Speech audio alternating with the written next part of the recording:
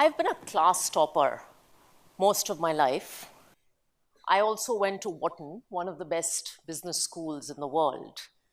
And I'm a reasonably young financial services CEO. But today's story is actually about trying to jump off the 19th floor of a building. I was born in a service class family, and we were taught that marks, academics were important.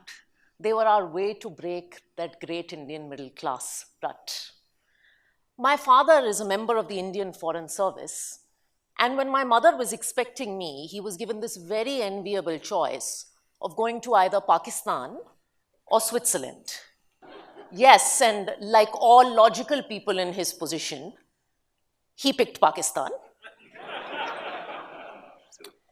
Because actually for an Indian diplomat, Pakistan is a career-defining posting.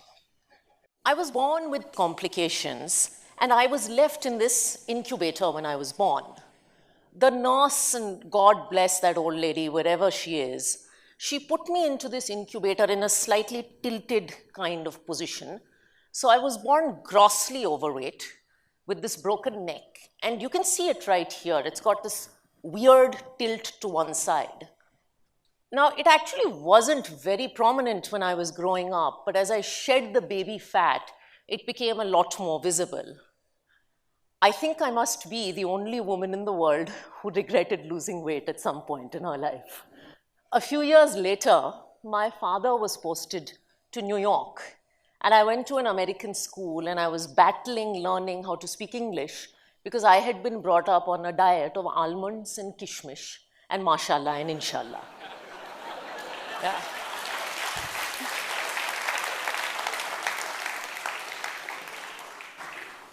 Then, 3 years later, he was posted to Delhi, where I went to Delhi public school. A few years later, my father was posted to Nigeria. And he told me I would be going to an American international school. Now, from my point of view, this was fantastic, because from this regimented, uniformed environment of DPS, I was going into this free-flowing bohemian world, and as I saw it, life could only get good. I was in for a horrible shock. My classmates were children of CEOs, business tycoons, warlords also, and I was the daughter of a government servant. These were kids who vacationed in London and Paris, and when they came back, the girls would talk about all the wonderful designer clothing they had bought. And I was here wearing clothes designed by my mother and stitched by a local tailor, and he would insist on putting these fake labels on them. It was Nike with 2 Ks and Gucci with 3 Cs.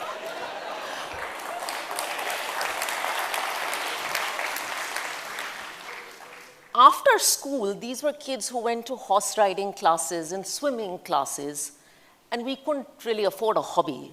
So I went to my parents one day in sheer frustration, and I said, guys, I need a hobby. I just need a hobby. And they looked at me, and they looked at each other with a completely straight face, and they said, why don't we play bridge? And I said, bridge, it's a game that 40-year-olds play. I don't know anyone else who plays this game. And they said, we're going to play bridge. So while my friends had swimming costumes and horses, I had this pack of cards. My 12th standard came around, and sort of the mecca of higher education was applying to a US university. The college counselors told me then that in order to get into an American university, you needed to be academically good, but you also needed to be like this well-rounded person who was either like going to represent India in the Olympics or a star musician or had this great talent. And I told my parents, guys, what am I going to tell the universities? Essentially, I'm overweight. I've moved around all my life, and I know how to play cards. So my mother looked at me with another straight face, and she said, Radhika, just tell them the truth. Sometimes the truth is very refreshing. The truth is what got me into Wharton. At Wharton, I decided to spend my time studying, of course. But in order to make some money, I decided to run a restaurant in my free time. Now, if you look at it from my perspective, it made total sense. I was a decent cook, and the boys would come to the apartment to eat food, so why not make money out of selling dal chawal? My final year came around, and the best thing to do at that point in time was to get a job in management consulting. The kids at Wharton have this incredible swagger around themselves at this time, told me, Radhika, you've got it all wrong. Kids who get into consulting firms are special. They've spent years doing investment banking internships. They are experts on financial valuation, and they know how to solve these problems, like how many ping pong balls can you fit into a Boeing 747? Which I still don't have an answer to.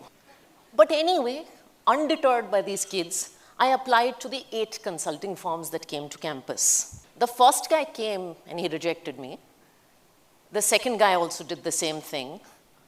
The third, fourth, fifth, sixth. And then the 7th one came, and it was a perfect interview that night. The questions were perfect, the answers were perfect. And I woke up the next morning to receive that call. And I knew this was lucky 7. And that moment when they rejected me,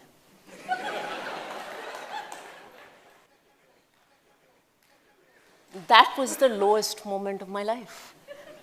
I mean, think about it. I was a good kid. I'd studied hard. I had gone to Wharton on a scholarship. And there were 7 firms who apparently knew something about finding good global talent, and none of them thought I was good enough. So I was sitting in my dorm room on the 19th floor, and I was looking out the window, and I said out loud, something is wrong with me. I'm going to jump out of this window. My best friend heard me at that point, and he panicked. He called the hostel authorities. Of course, they also panicked. And soon I was put on an ambulance. And I went to the psychiatric ward for being suicidal and depressed. I finally managed to escape that ward the next day because I told them I had an interview with McKinsey in Boston. I also barely made it to that interview. I was told that I was going to be meeting a very respected senior partner, but kind of hard-nosed lady called Diane. And I was just stressed before the interview. What is Diane going to ask me?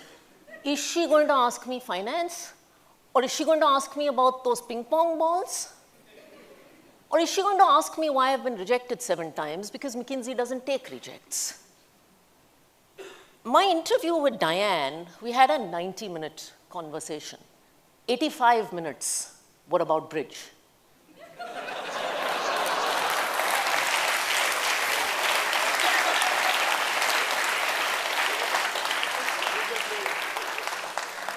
It actually turns out that Diane was a tournament-level bridge player. She had 6 US victories to her credit.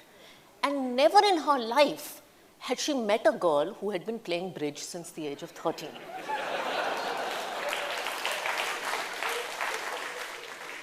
So anyway, I walked out of that interview and I was going down the glass elevator of that hotel lobby. And I thought to myself, Radhika, nobody gets a job at McKinsey for knowing how to play cards. And I also thought, this is your last shot at this consulting dream. So my heart was sinking in that whole moment. I walked down and Diane motioned from upstairs. She was calling me, telling me to come up. And I went back thinking, I'm sure I've left something in the lady's office. And I walked out of the lift and she was standing there and she said, You know, we would have called to tell you this a few days later, but just looking at you, I feel like we need to tell you this now. We're hiring you.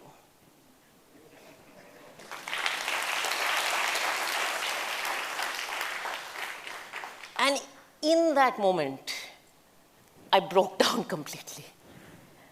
Perhaps it was the stress of what had happened in the 24 hours in the ambulance, in that ward, or maybe it was 7 consecutive rejections, or maybe it was this whole life of living with this broken neck and trying to fit into a perfect world and be a perfect person. And I hugged her, and I said, Dan, just tell me why you're hiring me.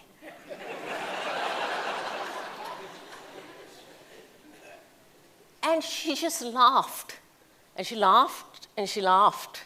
And she said, it's actually very simple. We're hiring you because you're different, and we're hiring you because you're unique.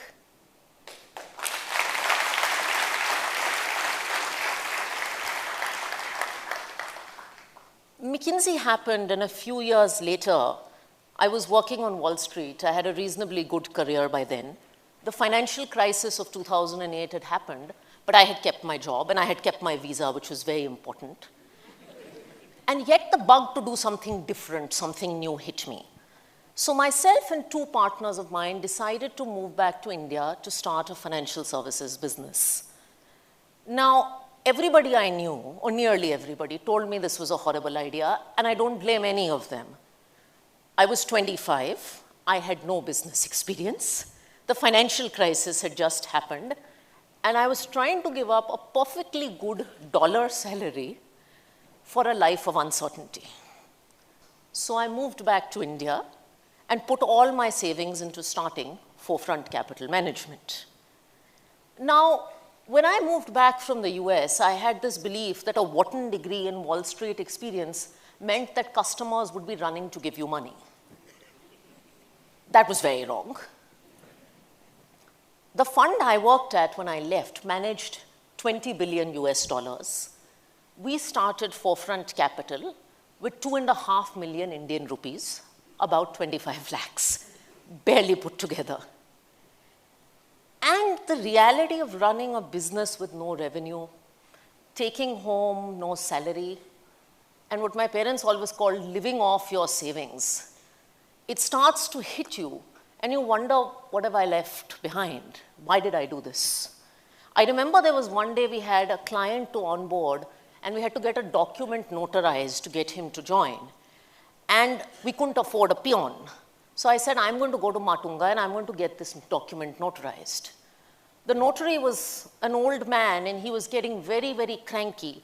So in rainy Bombay, I was running around Matunga, trying to find this notary, begging him to get my document notarized. And as I was coming back in that cab with the document notarized, because at that moment that meant the world to me, I thought to myself, Radhika, what have you given up to get a document notarized? And there were many days this struck me. There was a day I spent half the day managing our pantry because an intern threw sambar down our sink. And I realized that when you run a startup, you are really everything, including the pantry boy or the pantry girl.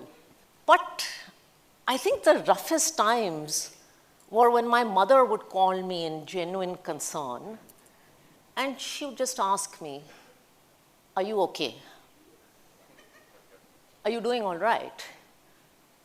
And I'd say yes, and I'd put down the phone then, and she knew and I knew that I probably wasn't doing all right. But I survived, I persisted, and so did Foundn Capital. The 25 lakhs that we started that business with became 2 crores 1 year later, and they became 200 crores when we sold the business to Edelweiss Financial Services. I did a lot of random things in that journey. In that 200 crore journey, I did everything from learning out how to attract a customer to dealing with regulators and lawyers and notaries and managing a pantry. But everything I did in building that 200 crore business helps me run the 20,000 crore business I run today.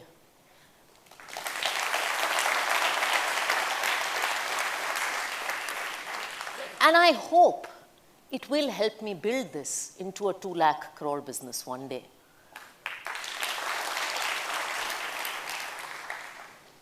In this whole journey, and it's just started, one thing has stayed the same. When I was 5, I was this girl struggling to get her English right in New York.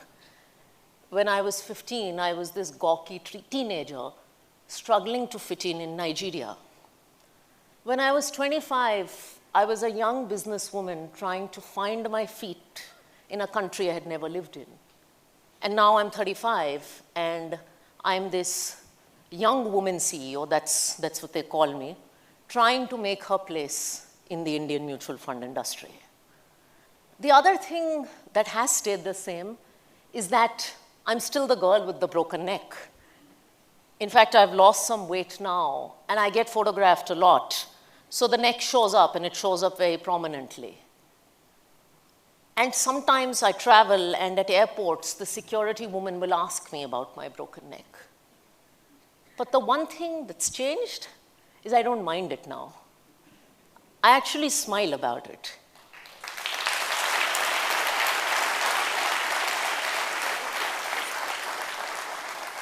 And I smile about it because I always remember what Diane told me in that lobby. This broken neck makes me unique, and this broken neck makes me different. And that's the message that I want to leave you guys with today. Each one of us is unique. Each one of us is different. And everything that we do makes us who we are. Every individual is a collection of thousands of experiences.